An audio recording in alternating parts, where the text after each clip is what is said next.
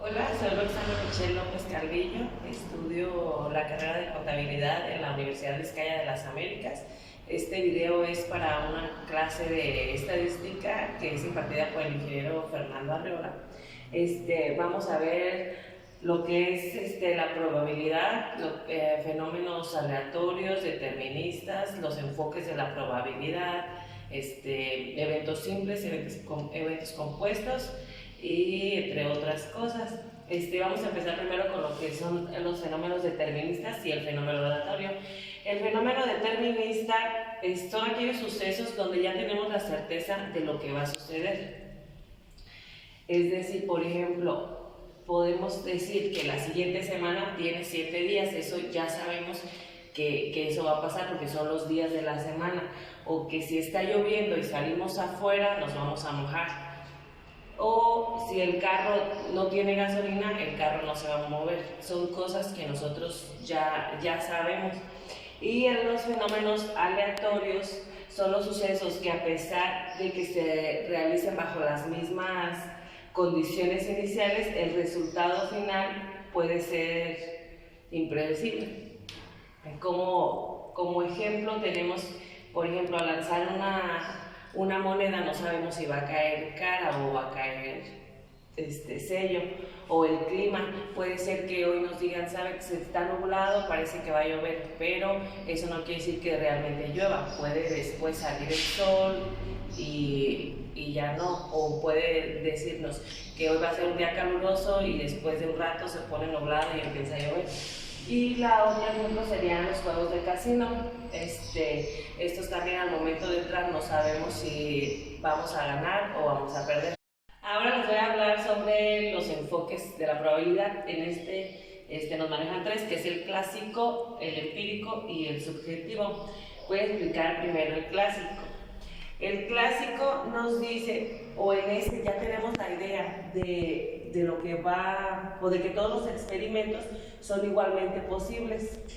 En este enfoque de la probabilidad nos maneja una fórmula, que es el número de casos favorables entre el número de casos posibles. Tenemos un ejemplo. ¿Cuál es la probabilidad de tirar un dado y que el número de salga par? Primero vamos a ver nuestro espacio muestral.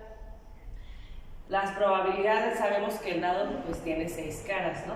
Entonces, nuestro espacio muestral es el número de casos posibles que tenemos. En este caso sería el 1, el 2, el 3, el 4, el 5 y el 6.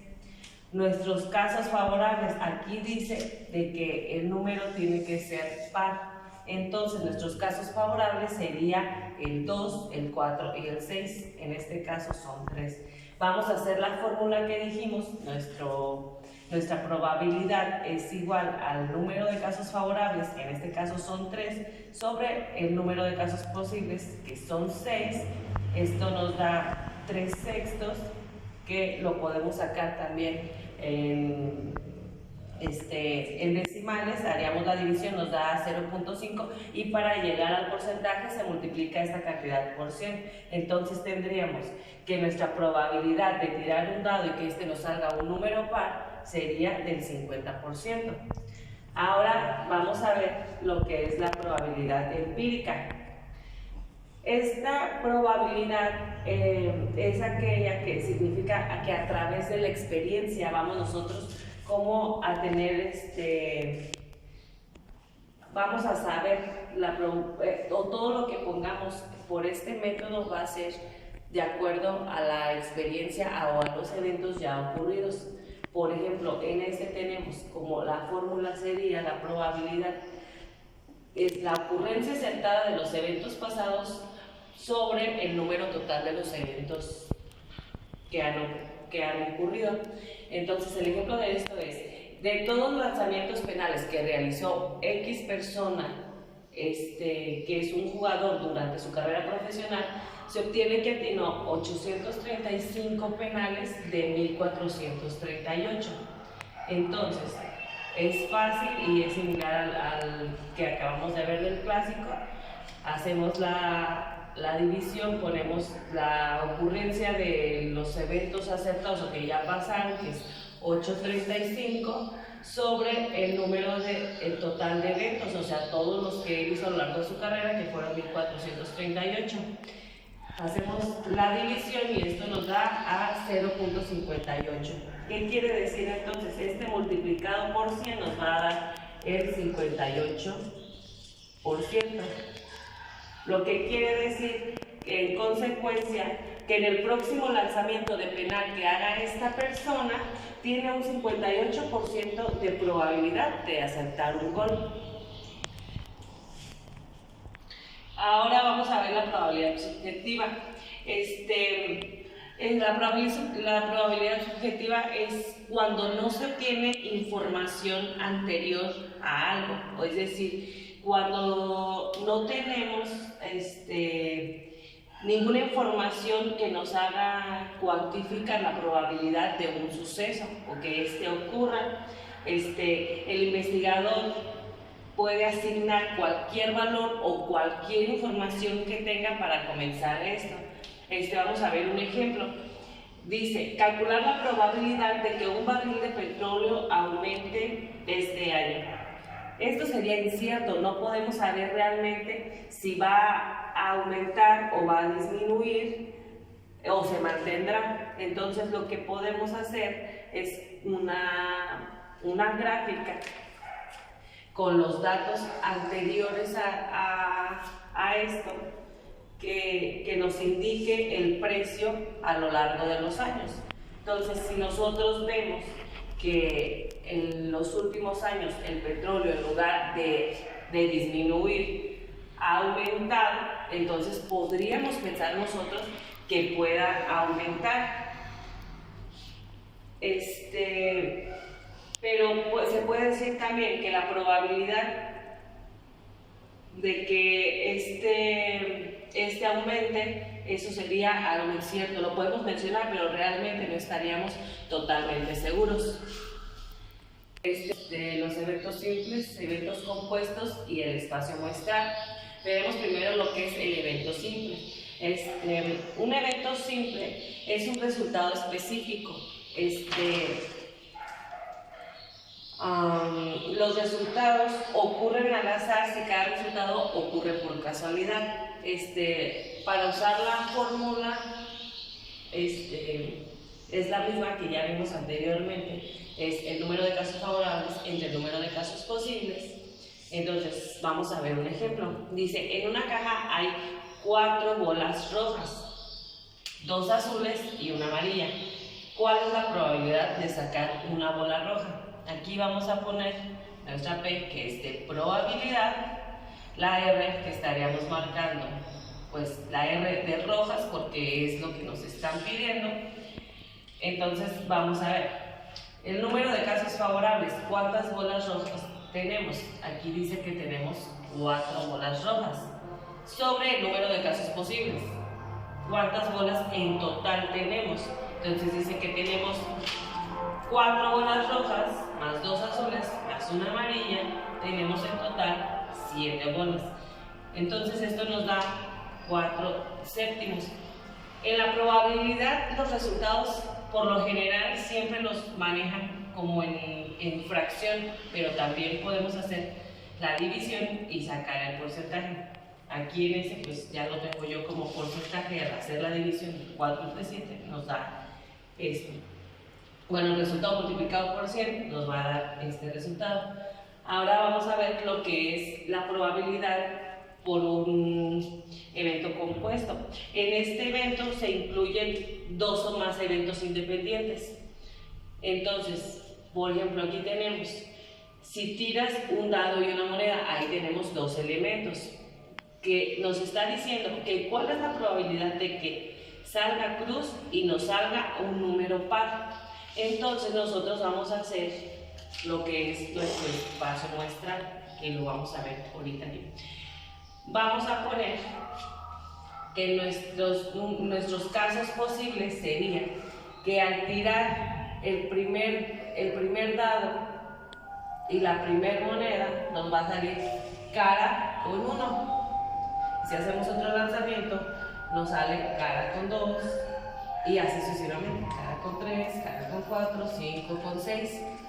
Y por el otro lado tenemos que nos puede salir cruz con 1, con 2, con 3, con 4, 5 y 6. Entonces, de todos estos casos, que serían 12 casos posibles, ¿cuáles son los que a nosotros nos favorecen? Obviamente, si nos están diciendo que tiene que salir cruz, que sería esta línea, con un número par, nuestros números pares serían el 2, el 4, el 6. Entonces nuestros resultados deseados serían solamente 3, con nuestros casos favorables. Entonces vamos a hacer la misma fórmula, es la probabilidad sobre nuestro número de casos favorables sobre el número de casos posibles, que sería 3 sobre 12. Y esto nos da, igual ya lo saqué en porcentaje, el resultado de esto multiplicado por 100 nos da el porcentaje, esto sería el 25%. Tenemos el 25% de probabilidad de que al tirar un dado y una moneda, nos salga cruz y con un número par. Ahora seguimos con lo que es el espacio muestral. Y tenemos que el espacio muestral es el conjunto de todos los posibles resultados de un experimento aleatorio. Por lo general se denota con las letras que son la E, la S, la U o el signo de omega. Para vamos a hacer unos ejemplos muy sencillos, por ejemplo, lanzamiento de moneda. Esto sería como las posibilidades que tenemos. Entonces, siempre que vayamos a hacer un espacio o que vayamos a referirnos a un espacio muestral, tenemos que abrir, ¿vale?, una corcheta y después vamos a poner entre paréntesis la primer posibilidad que tenemos. Siempre vamos a tener que separar y al final de todos nuestros eventos posibles volvemos a cerrar con una corcheta. Entonces esto quiere decir que al lanzamiento de dos monedas tendríamos la posibilidad primero de que cayera cara con cruz, cruz con cara o cruz con cruz. Igual, por ejemplo, al lanzar un dado, nuestro espacio muestral, pues nos quedaría que abrimos corchete, tenemos que nos puede caer un 1, un 2, 3, 4, 5, 6 y cerramos. Eso es el espacio muestral. Ahora vamos a ver lo que es el principio fundamental del conteo y también lo que es el análisis combinatorio. El principio fundamental del conteo, establece que si hay X posibilidad de hacer una cosa y hay Y probabilidad de hacer otra cosa, entonces tenemos que hay X por Y probabilidades de hacer ambas cosas. Para esto vamos a hacer un ejemplo muy sencillo, que dice, supongamos que tenemos 3 camisas, que las vamos a poner como A, B y C. En que tenemos 4 pantalones, que estos los vamos a tomar como W, X, Y y Z. ¿De cuántas formas podemos combinar los pantalones con las camisas? Entonces vamos a hacer nuestro espacio muestral que hablábamos anteriormente. Entonces vamos a poner a la A con el W, a la A con la X, a la A con la Y, a la A con la Z, después ponemos el B con el W, el B con el X, el B con la Y y el B con la Z. Después podemos combinar la C con la W, la C con la X, la C con la Y y la C con la Z. Entonces tenemos, aquí les decía yo anteriormente que la fórmula es que tenemos las posibilidades para sacar lo fundamental del conteo es hacer una multiplicación. Entonces ponemos la P, que es igual a 3, que son las camisas que tenemos, por 4, que es el total de los pantalones que tenemos. Esto nos da igual a 12. Entonces tenemos, y si lo vemos en nuestro espacio muestral, pues también son 4, 4 y 4, que ya los tenemos acá en nuestro espacio muestral, pues nos da las mismas 12, que son las diferentes combinaciones que podemos hacer con esas camisas y los pantalones. Ahora vamos a ver lo que es el análisis combinatorio. El análisis combinatorio es una herramienta que estudia los diferentes tipos de arreglos que se pueden hacer con los elementos o el conjunto que nos estén dando en dicho experimento. Vamos a hacer un ejemplo. Dice, ¿de cuántas maneras pueden sentarse 7 personas en una fila? Si 3 de esas personas determinadas deben estar siempre juntas. Entonces, ¿qué es lo primero que vamos a hacer? Vamos a poner nuestro total de personas, que están diciendo que son 7 personas. Aquí las representé como con círculos, son 3, 6, son 7 personas. Pero nos está diciendo que de esas 7 personas, 3 siempre deben estar juntas. Entonces aquí subrayé 3 personas que siempre deben estar juntas. Ahora lo que tenemos que hacer es sacar nuestro número de elementos. Como nos dice que las 3 personas deben estar juntas, estas 3 personas nos están indicando que es solamente un elemento. Y vamos a ver el 2, el 3, el 4, el 5. Entonces aquí tenemos un total de 5 elementos. Vamos a ponerlo aquí como una P. Hay 5 elementos. La probabilidad de 5 elementos que tenemos. Aquí tenemos también. Esto estamos hablando de una permuta. Entonces tenemos también que dentro de este conjunto tenemos una permuta interna. Esto quiere decir que estos de aquí pueden acomodarse de la manera que sea, no importa si es A, B y C, o si después se va a poner B, C y A, o se pueden acomodar de las maneras diferentes. Esta es una permuta. Entonces que aquí tenemos una permuta interna de 3 elementos, por lo que ponemos aquí a B con los 3 elementos que tenemos aquí. Esto nos da igual a 5 factorial, porque estamos hablando de un evento simultáneo. Entonces nos da 5 factorial por 3 factorial, que esto nos da 120 por 6 y nos da un total de 720. Son las 720 maneras que tienen de sentarse estas 3 personas en una fila y que ellos estén juntos. Ahora vamos a seguir con los otros temas. Ahora vamos a hablar de las variables aleatorias, que estas traen consigo que hay unas discretas y unas continuas. Las variables aleatorias, una variable en la estadística nos dice que los valores se obtienen de las mediciones en un tipo de experimento. Entonces vamos a ver lo que es la variable discreta. Esa es aquella en la cual se puede asumir el número del número contable de valores, o sea, que sí lo podemos contar. Algunos ejemplos es, por ejemplo, el número de páginas de un libro, pues podemos saber exactamente cuántas páginas tiene un libro, o el número de personas dentro de un restaurante. Si entramos y vemos a las personas que estén comiendo, podemos perfectamente contarlas. A diferencia de la variable continua, es aquella en la que no se puede asumir, o sea, tenemos un número incontable de valores. Prácticamente esta la usan mucho como para ver la longitud, volumen, tiempo, todo aquello que es muy difícil de medir o que no podemos medir. Por ejemplo, tenemos aquí como la cantidad de agua consumida en un mes. No siempre vamos o no podemos saber cuánta cantidad de agua consumimos. Y la otra sería como el tiempo que tarda en fundirse una bombilla, porque puede variar, puede tardar, no sé, 5 horas, o puede tardar 1 hora, o dentro de eso puede tardar 4 horas, no sé, es muy diferente.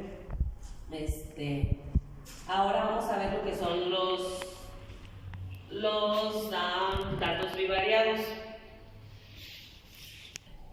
Los datos bivariados son aquellos que provienen de 2 variables diferentes, o dos variables de medida al mismo tiempo sobre cada individuo. Por ejemplo, puede ser edad y género o escuela de ingreso. Aquí yo les puse, por ejemplo, población y muestra, que puede ser población con una variable y un individuo, o población con una variable y dos individuos, o población con dos variables y un individuo. Los datos bivariados se expresan a través de pares de valores. Los pares de valores son nuestros pares ordenados, por ejemplo aquí A, B.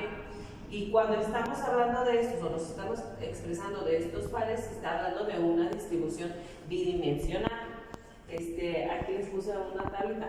Se habla de datos, los pares ordenados, y tenemos que es XY, y X con 1, con 2, con 3 hasta el 5, Y1, 2, 3, 4 y 5. Entonces, en esta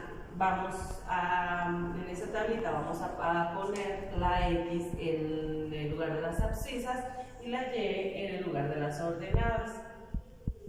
Entonces, si copiamos que X con 1 y Y1 es X con 1 y Y1, aquí está el punto, X con 2 y Y2 que está acá arriba, y así. Todo esto es un diagrama de dispersión de ambas variables. Y con esto se pretende establecer la relación de las variables. Ahora vamos a hablar sobre la relación entre dos valores cualitativos.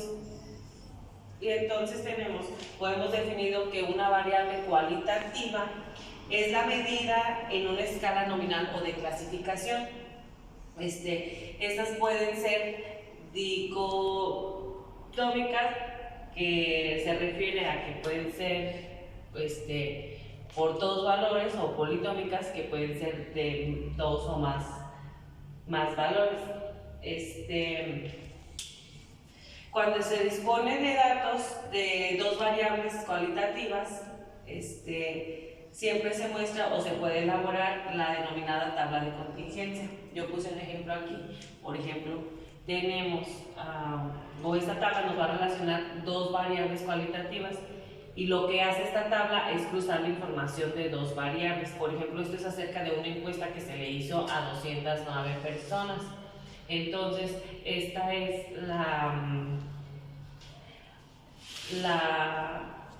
en esta tabla vamos a mostrar que tenemos la estrategia, utilizaron la estrategia y resultado. Tenemos la estrategia A, B y C, y el resultado es bajo, medio o alto.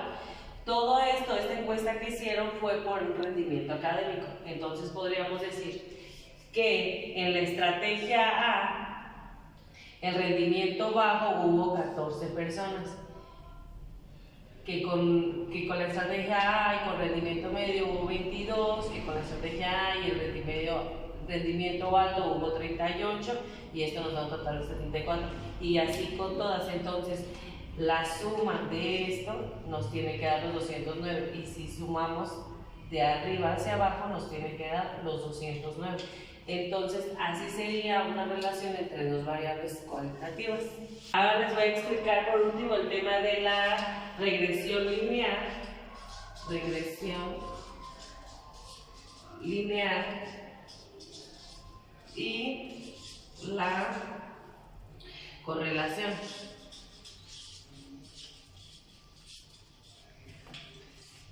La correlación lineal y la regresión lineal simple son métodos estadísticos que estudian la relación lineal existente entre dos variables. Antes de profundizar en cada una de ellas, es conveniente destacar algunas diferencias. Por ejemplo, la correlación cuantificativa,